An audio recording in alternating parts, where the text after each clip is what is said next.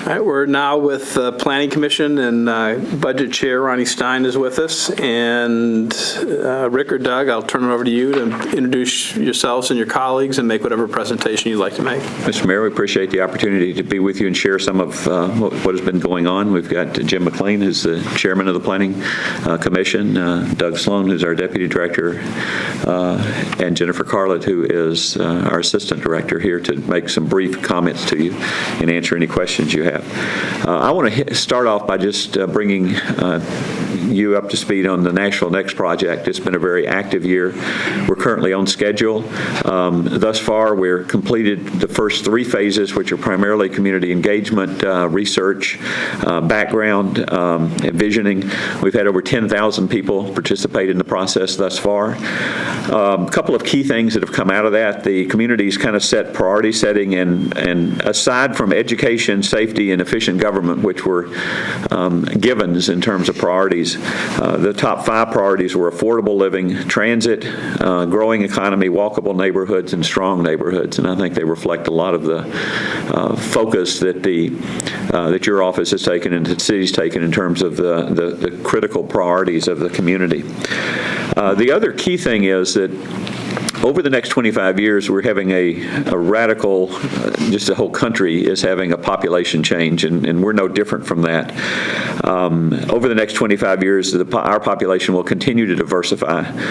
By 2040, we'll have 3 primary ethnic groups: Latinos, Caucasians, and African Americans will make up the vast majority of the population here. We're struggling with the age barbell, if you will. The largest population groups are going to be millennials and aging boomers. Household types are changing. By 2040, 80% of all the households in the county are going to have without children. So that has implications in terms of housing to me. One of those in another 6 months. Right there. So I mean, and I think that the largest single household group is finding are one-person households. So which kind of reflects that. But it's going to have a significant change on housing, and we're beginning to see that. And Doug will kind of present that. But one of the things that our research has showed is that over the last 20 years, 74% of all households were what was called in the peak home buyer age, the 35 to 60. These are people that are primarily buying single-family detached houses. Over the next 30 years, that number is going to go down from 74% to only 34%. So you've got a different demand dynamic in terms of looking at it, and we're beginning to see that in terms of infill housing and smaller units and multifamily and a lot of the things that we're seeing. 2 other key things I want to point out. We did a study with Smart Growth America that actually compared the cost of services and the revenue that are generated from those projects, and they looked at 3 projects in the community, kind of determining what the net revenue to the city was. They looked at Bradford Hills, which was a conventional suburban development. They looked at Lenox Village, which was a mixed-use, more compact development, and they looked at the Gulch. And I think the numbers were pretty striking. Bradford Hills, the entire project generated about $19,000 in excess revenue over services. Lenox Village generates about $150,000, so roughly 7 times the amount of Bradford Hills on exactly the opposite side. And the Gulch generates about $8.8 million in revenue over services. So I think the partnership in terms of the community partnership is important. The other thing that we spent some time on was looking at trying to equalize the tax value of land. And it was pointed out that a lot of times we look at say, a Walmart, and it generates X amount of land, X amount of taxes, but it does that on 30 or 35 acres of land, where if you look at smaller increments, but you equalize that by comparing it by acre, they'll generate actually much more land value. And for example, when you analyze it, Belmead generates roughly, or has a value of about $250,000 an acre of land. If you look at Greenwood in East Nashville, it has a value of about $950,000 an acre. So it is important to look at that. Downtown, for example, in terms of retail sales tax, what it showed was downtown only has 0.3 0.2% of the land area of the county, it generates over 18% of the retail sales value of the county. So one thing that we're working on in terms of is to trying to provide that balance of choices for people to live, but also balancing out the revenues and making choices available. A couple of other minor things are, well, the resource teams has been working very actively, engaging them. We've had a very exciting community mapping exercise where we challenged the community to decide how they wanted the next 100,000 homes, 200,000 people, and 300,000 jobs to go. Our community engagement committee has been very active in terms of getting the participation, and we're moving now into what's really the even heavier community engagement process of phase 4 and 5, which will include scenarios, which will be rolling out this summer, looking at 4 scenarios that come out of the work that's been done, updating all of our community plans, looking at the preferred alternatives, and shooting for an adoption in June of next year, at which time the implementation will begin. Doug? Okay, well, I'm going to speak a little bit first to the number of applications that we've seen this year. It's been phenomenal. And that's been reflected in our revenues. At the end of February, we had already exceeded our projected revenues for the year. We were at just over 106% of our projected revenues at the end of February for the year's end. And looking at that, through finishing out the year, we expect to be over 160% over projected revenues. And all of that is based on the increase in applications that we're seeing. Business is great.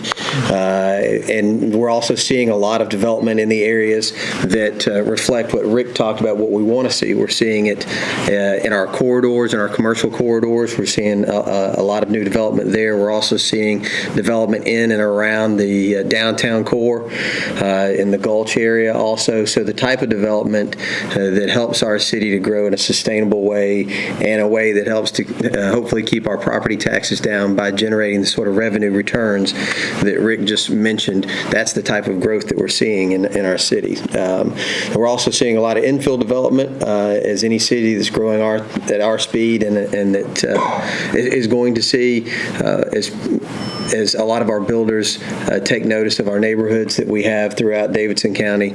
They're doing a lot of infill development where the opportunity exists, and that's creating some growing pains within our neighborhoods, which I know the mayor's office has heard about, and Jennifer's going to talk more about the solutions that we're trying to come to help our neighborhoods protect their character and at the same time afford opportunities for infill development as we move forward. Those numbers that I gave you of 160% of our revenues that were projected is going to equate out to about $190,000 over what our revenue projections were. So I think our revenue projections were just over $300,000, and they're going to be closer to $490 plus. The back is deserved there. Yeah, I think so. Yes, well, we're pretty happy about that, but the credit goes to an awful lot of people because it's the businesses and the people that have been attracted to move here because of those businesses throughout the last year. And I think smart development plans have been put in place over the previous years. The development center also is now up and running. The one-stop shop portion of the development center is up and running right now. We're still finishing out the build-out of the Metro office building, but by all accounts, the one-stop shop has been a booming success. Not only have we heard from property owners who find it much easier if they're not familiar with what's necessary for them to be able to come in and get a permit to do an addition on their home, or a small business owner that wants to do an addition on their business. The process has been greatly simplified by the one-stop shop. They're able to just simply come into the Metro office building, and they're able to receive all the permits they need right there in that one floor in the one building there at the Metro office building. But we're going ahead and finishing out the rest of the Metro office building, because moving all of those different departments into one area changed the layout of the Metro office building, so we're needing to finish that out. We hope to have the complete build-out done by mid-June, and hope to have y'all come down and visit it and see the building when it's completed. We've also gotten a lot of positive feedback, let me say, that from the business and development community as well. Even the people that we were concerned about by changing the process, by putting everybody into one location, we thought that might be disruptive because they're used to doing business a particular way, but we've actually gotten very positive feedback from even the builders and developers and businesses that have a long history with Metro. We've also been working closely with other municipalities across the state as we follow the state legislature as they go through their processes. They've changed some of the vesting laws, but we think that after working with us now for about 2 or 3 years, that the legislation is something that's going to still protect the community in the way that we can make plans and rezoning for our future, but at the same time protect the property owners and developers who make investments in developing their property. And then one last thing I would point out that there's been a very concerted effort in organizing how we do the infrastructure over by the ballpark. We're working very closely with the state, and with private developers, and of course with our own departments, and what I think is pretty unprecedented organization of all those developments putting in the infrastructure together instead of having it piecemealed out. And I think that's been a great success. Good. So Rick was speaking about Nashville Next and about the projections of having another 200,000 folks coming in within the next 25 years. But it's been fascinating to see how that's not just out in the future. It's happening today with the increase in our applications and the new development and infill we're seeing all throughout Nashville. And I think that's the key issue facing the planning department and facing Nashville itself, kind of the growing pains of being in its city, that we're seeking to welcome new residents and new businesses while still maintaining our quality of life. So we're working right now on several projects that try to meet the challenge of harnessing that growth to benefit all Nashvillians. Earlier this year, the Planning Commission amended its subdivision regulations to ensure that proposed subdivisions in established neighborhoods meet the character of the neighborhood. Planning staff is working right now with areas such as 12th Avenue South to address parking issues that are one of the growing pains of a successful neighborhood commercial area. Planning staff continues to work with Metro Public Works to create new streets and upgrade existing streets to be safe and welcoming to pedestrians and bicyclists, transit riders, and drivers. And we have aided the Bike Pedestrian Advisory Committee in drafting a bicycle parking ordinance that's before the council right now. Planning staff is also currently working with the council on a trio of bills to address infill in Nashville. One is a bill on detached duplexes. Another is detached accessory dwelling units, kind of a granny flat. And then a contextual overlay bill that neighborhoods could use to guide the height and massing of infill that comes into their neighborhood. Finally, planning staff's been working with the mayor's staff to support the Barnes Fund to address one of the biggest issues that's going to be facing the city in the future, providing housing that's affordable to all Nashvillians. With these efforts, we're trying to find that balance between maintaining our attractiveness to new businesses and new residents while maintaining a quality of life that draws people here. Very good. Well, Rick, let me ask you about the Nashville Next plan, and you mentioned there were sort of the given areas that everybody has a normal interest in seeing the government do well in or seeing the city do well in. But you talked about transit. What are you hearing about transit? Transit has been the biggest issue all the way through this process in terms of people recognizing the need for transit. All of our meetings, whether we had growth mapping, they were really concerned about, well, how do we broaden the transit options that we have? Looking at crosstown transit, looking at increasing transit. It's been an issue that everyone has brought up in terms of recognizing that. We are working with MTA. We're coordinating our effort with MTA's master plan update so that Nashville Next and their master plan visioning will be consistent on it. The scenarios that will be presented Basically, they're four scenarios: business as usual, expanded downtown, corridors and pikes development, and then what's expanded centers, if you will. All of those will have a transit component with them and actually show the complete vision, building on the current vision that's already out there that in terms of, that's been working in terms of a regional vision. And how many people have participated so far in this? We've had over 10,000 people that have participated. It's been very active. One of the most, I think, unique parts of the process has been a community engagement committee. They're kind of the usual suspects that we talk about that are always going to be part of the planning process, but recognizing the increased diversity, we were able to put together a 30-person committee that represented underrepresented groups in the planning process. And they meet monthly. They analyze the participation in terms of the type of people that have been. Have we had too many with college degrees or too few without college degrees, or too many that are elderly or too few, or singles, or Latinos or other groups? And then we target how do we reach those people specifically in ways that they will participate. It's not necessarily coming to meetings. It's not social media. It may be going out to a religious institution, going out to a commercial place. We've had storefront operations, and so all of those are ways to make sure that we actually do represent or reach out to the growing diversity of the community. Good. And Doug, in terms of the amount of business that you've done this year, you think it's going to stay constant through the next fiscal year?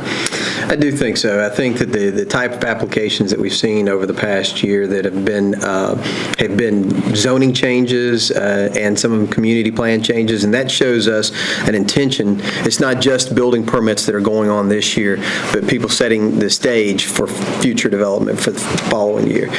So I think a lot of the applications that we've seen have shown a growth or an intention for growth over the coming year.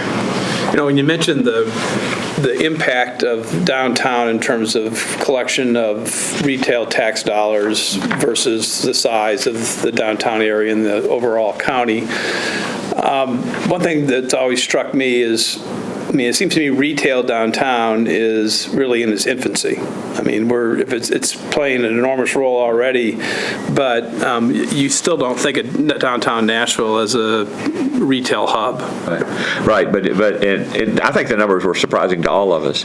But when you think about the entertainment facilities, hotels, all of those that generate, a sales tax, it's a lot of money. I mean, it's the number one area, obviously, in terms of that. I think the interesting thing was when you actually begin to normalize some of these numbers, the most valuable piece of property in Davidson County is what was formerly the Wannabes down on Broadway and 3rd. It's on 1/5, or it's on 1/20th of an acre of land, and it's valued at a little over $9 million. So if you normalize that to an acre, it's valued at $192 million an acre. So, so the land, that land has significant value, and so part of the challenge that our consultant said was we need to make sure we don't underutilize some of those resources. Yeah. Good. Well, and how this, I guess, is a compliment to y'all, and I'll make the same remarks to Terry and others that, when I talk to people when I'm out, at least once a week, if not more, somebody says that Nashville, in terms of the way it has treated development and the business community and allowing projects that are good for our community to go forward, the atmosphere here is as good as anywhere that they work, and better than almost any place I can think of. So that's a real compliment to you. Yeah, it's a real compliment to you all that this has been last year and a half have been pretty positive economically, but there are challenges that we still face in terms of government revenue, and there are challenges we face with growth. But when people want to invest in our community and make the risk of putting money into a project and to do something to improve the community, that the government's doing what we can do to make that process as easy as possible. And I commend you all for what you've accomplished, because since I've been in office, thinking back to running in 2007, you get a lot of compliments. Thank you. Appreciate it. Greg, you got anything? Rich? They just keep coming in above. Jim? Yeah, I'd like to make a couple of comments from me. Follow up to what question you asked of Doug. I don't, being in the industry myself, I don't see the growth that we've got right now as a bubble in Nashville. I think it's sustainable. And one of the reasons, of course, there's a lot of people moving in, as you well know, but it is user-friendly, more so than in '07 when you were running. They've done a tremendous job of turning that perception around. And I get a lot of comments. I used to get many calls from people complaining because I was in the industry and the industry people would call me. I don't get those calls now. I do get compliments from saying, hey, things are a lot better, and I can go in and know. We've got one person down there, as you well know, Brandon, that is phenomenal, and he's got the answers, when they call, and that's important. And I repeat again, as I have every year, that we have a very dedicated and loyal staff, and I'm proud to be part of that, to serve the administration in the capacity that I do. And I think our decision to do the Nashville Next in-house was a correct decision. It's going to pan out to be a lot more efficient and better and adaptable to Nashville doing it in-house than it would have been had we put that out to somebody that wasn't familiar with how Nashville functions. And very proud to have Doug aboard. He comes early and leaves late, and he's always telling me how happy he is in his job. So he's doing a tremendous job. He left us and he went up there. When you got somebody as happy as he is in that job, it's going to be well done. So, I want to do one call out. Part of the administration and of this planning department. I want to do one call out that's been a real benefit of doing the Nashville Next process in-house. When we started doing our background papers, we reached out to a lot of the experts in the community, either nonprofits or people that were running business or the universities. And they were very excited about participating, actually doing background papers and doing the research and all that. They said, I heard one professor over at Vanderbilt said, well, she's called all over the country in parts of the world to do these same types of research papers, but nobody's ever asked her to do one here.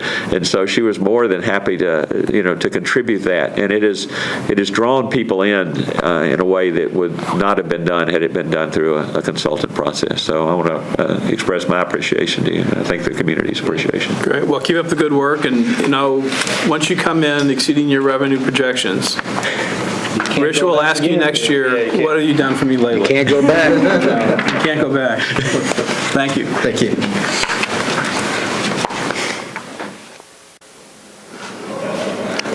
We're now with the Codes Department and